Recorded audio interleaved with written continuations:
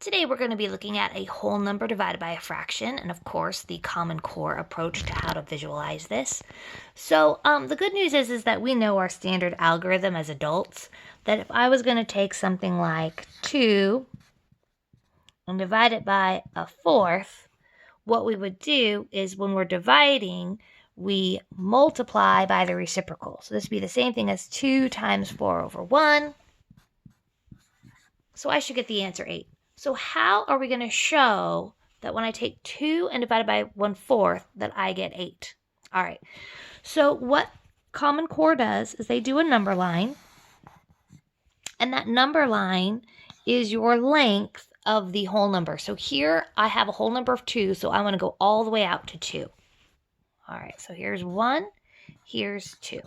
Okay, now the idea is that each one unit is going to be divided into 4s. So that means that from 0 to 1, I'm going to divide it into 4s, and from 1 to 2, I'm going to divide it into 4s.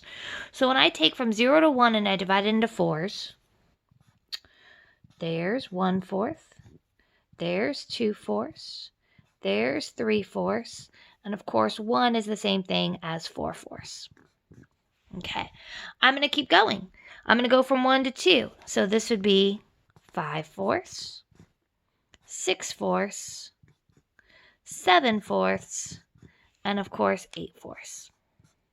All right, so what we're asking when we're saying 2 divided by 1/4 is we're saying how many quarters are there from 0 to 2. So how many quarters there are is that there's 1, 2, 3, 4, 5, 6, 7, and 8. So there are 8 quarters from 0 to 2. So that is how we get the answer of 8.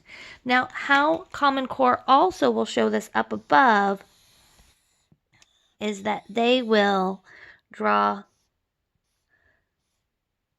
a tape diagram where each of these are a quarter, right? All of those are a quarter, and so they're going to end up equaling the total of, so how many of these are there? There are 8 boxes when my whole thing has a length of 2. All right, shall we try another one? All right, so if I had, let's say, 3 divided by a third. So if I had 3 divided by a third, what I would do to start it off is I would draw my number line from 0 to 3, and I want to have each of those whole units of 1 and 2. Okay, now each of these units from 0 to 1 is going to be cut into thirds. So I'll have a mark here, a mark here. So 1/3, 2/3, 3/3. Repeat it. One more is 4/3. One more is 5/3. One more is 6/3. Another 7/3. Another 8/3. And another 9/3. So how many thirds do we have? We have 9. 9 1/3. So 3 divided by a third is 9. And again, if you wanted to show it in a tape diagram above it, each of those chunks is a third,